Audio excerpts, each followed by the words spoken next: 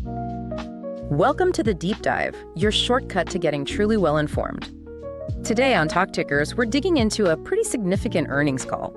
8x8 Inc.'s fiscal Q1 2026 results. That's right. They reported just after the market closed on August 5th, 2025. And this one feels like a real turning point, doesn't it?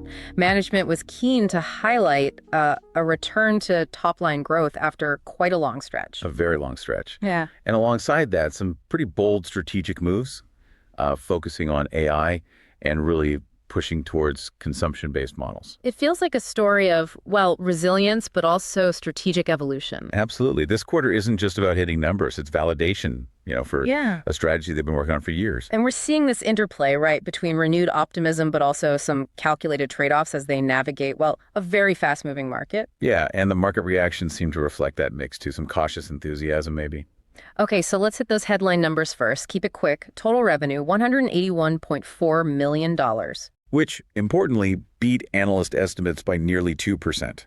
And it's up about 1.8% year over year. But the number everyone was watching, I think, was the service revenue. Definitely. That came in at $176.3 million. That's up 2.0% year over year. And why is that specific number so crucial here? Well, because it's the first time in 9 quarters, that's what, over 2 years, that 8x8 has actually posted year-over-year growth on that core metric. Wow, 9 quarters. Yeah. So this isn't just a little blip upwards. It feels like a signal maybe that their strategy's finally bearing fruit. 9 quarters without that growth. Yeah. That's a tough run. For listeners maybe not super deep into 8x8, what was the main hurdle during that time and, what changed this quarter? Well, they were dealing with a few things. Some legacy platform churn, especially from their older Fuse platform, right. And maybe a slower than hoped transition to their newer platform. Plus, the whole market was shifting away from those fixed seat licenses. So what broke the logjam this time? I think it's a combination. Definitely accelerating growth in their consumption-based services, the CPaaS stuff. Okay. Stronger adoption of their main integrated platform. And, critically, those headwinds from the Fuse platform upgrades are finally fading. Like clearing a big hurdle that's been slowing them down. Exactly. Makes sense. Okay, beyond the top line, what about the rest of the financials? Profitability. Non-GAAP EPS was $0.08. That was actually a slight miss against estimates. Okay. GAAP EPS was in line, though, at -0 to 3 cents. And non-GAAP gross margin, that dipped a bit, down about 1.8 percentage points to 68%. 68%. So why the dip there? Well, that's a direct consequence of that strategic shift we mentioned. They're growing faster in consumption-based services, CPaaS mainly, which tend to have lower initial gross margins. Got it. The mix shift. Exactly. But despite that pressure, they still generated $11.9 million in cash from operations. And that's the 18th quarter in a row, right? 18th consecutive quarter of positive cash flow. That consistency, given the revenue challenges they've faced, that's really been their bedrock. Yeah, that financial stability lets them make these bigger strategic bets. Precisely. You mentioned Fuse again. How much did that drag things down, or maybe not drag things down this quarter? What's the final plan there? The impact is definitely lessening. Actually, if you strip out the revenue from Fuse customers, whether they migrated or not, service revenue grew just over 5% year over year. Okay, so underlying growth is stronger. Yeah, and that's the 3rd straight quarter of acceleration on that basis. They're aiming to fully sunset Fuse by the end of this fiscal year. So by early next calendar year. Right. And they expect to keep about half of the remaining Fuse service revenue. Right now, Fuse is only about maybe 4% of total service revenue. So cleaning that up should simplify operations and maybe help margins down the road. That's the plan. Unlock some margin leverage. It's a cleanup job that's almost done. Seems smart. And it fits with that broader market trend you mentioned, companies wanting more flexibility. Yeah, apparently over half of customer experience leaders now prefer consumption pricing over fixed seats. They want flexible, AI-ready, easy-to-integrate platforms. So how is 8x8 capitalizing on that specific shift? Well, they're showing real traction. Their consumption-based revenue that includes CPaaS, embedded communications into apps, plus usage on UKS and CKS subscriptions that jumped over 30% year over year. 30%? Yeah. And it's now about 17% of their total service revenue. A year ago, it was only around 12%. So that's a significant mix shift happening pretty quickly. It really is. It shows companies want to buy and use communication services differently, and 8x8 is definitely leaning into that. And the AI part of that seems huge. Management said AI interactions grew more than 7 times year over year, mostly voice. 7 times, yeah, primarily voice. And messaging interactions, things like WhatsApp, RCS, Viber, Line, they were up over 200% year over year. That's just explosive growth in AI usage. It really is. Yeah. And it underlines their investment there. They're pushing hard on AI features, things like Verify OTP, voice and chat AI, Smart Assist, Journey API. What's interesting is their approach to getting this AI tech. They said build and partner, right? Not big acquisitions. Exactly. They explicitly prefer that over buying big AI companies right now. Does that make sense? I mean, building takes time. Partnering can be complex. Wouldn't buying be faster? Well, their thinking seems to be it gives them more optionality. The AI landscape is changing so fast, maybe they don't want to get locked into one acquired tech stack. Avoiding getting stuck with yesterday's tech. Kinda. The risk, like you said, is maybe integration headaches or relying on partners.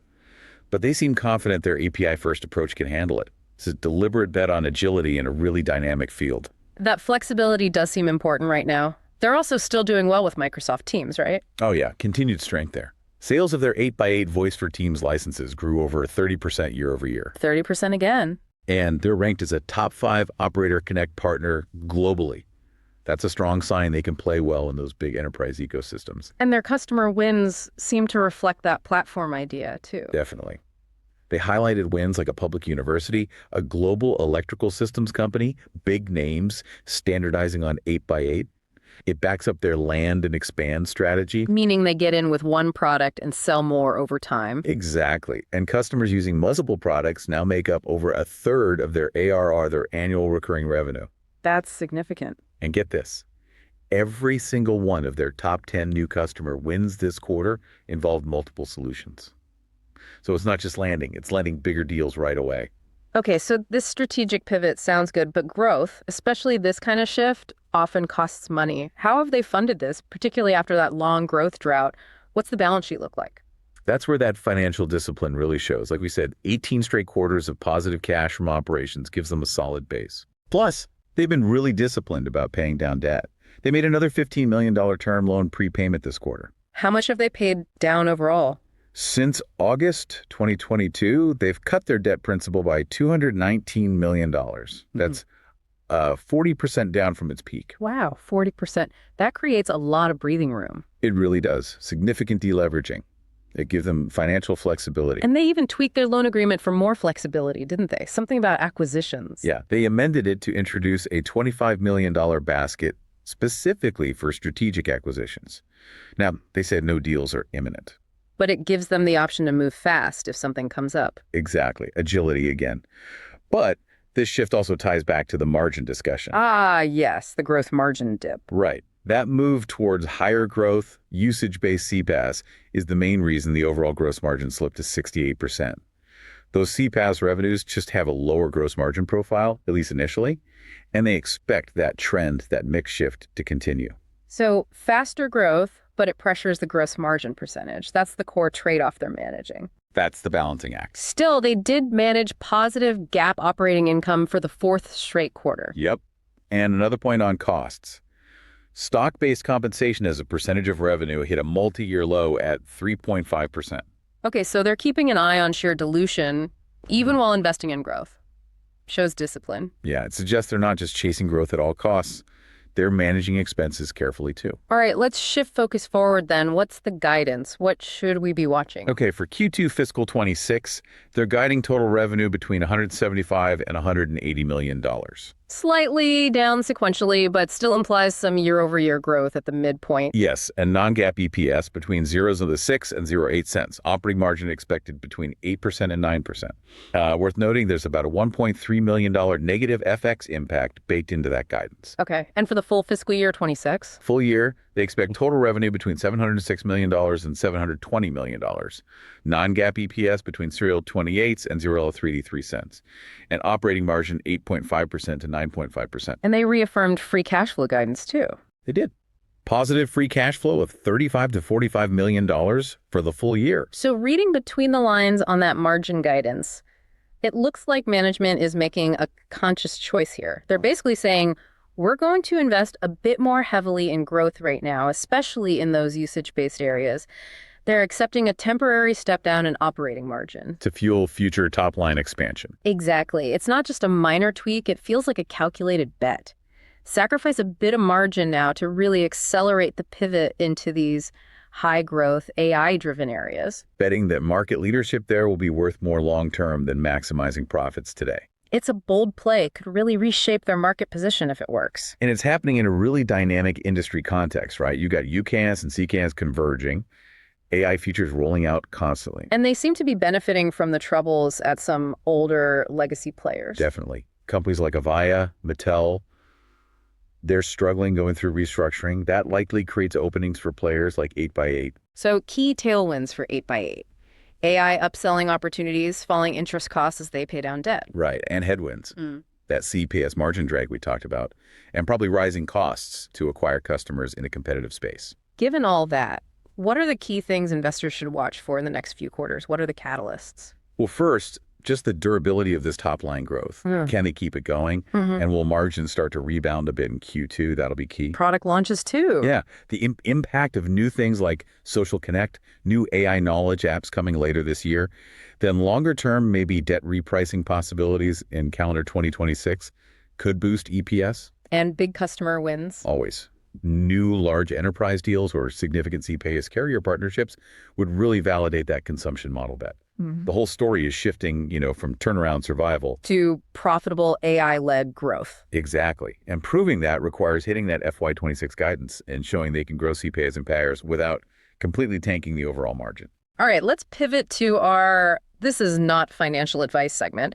We've seen 8x8 turn the corner on revenue driven by AI and CPay, but the market's a bit wary about the margin outlook because of that mix shift. Right, the classic growth versus profitability tension. So imagine pitching this to an investment committee. You need an outrageous but plausible trade idea. Okay, stepping outside the immediate quarter, looking longer term. Here's the pitch. Go long 8x8 and at the same time short a legacy communications provider. A paired trade. Interesting. What's the rationale?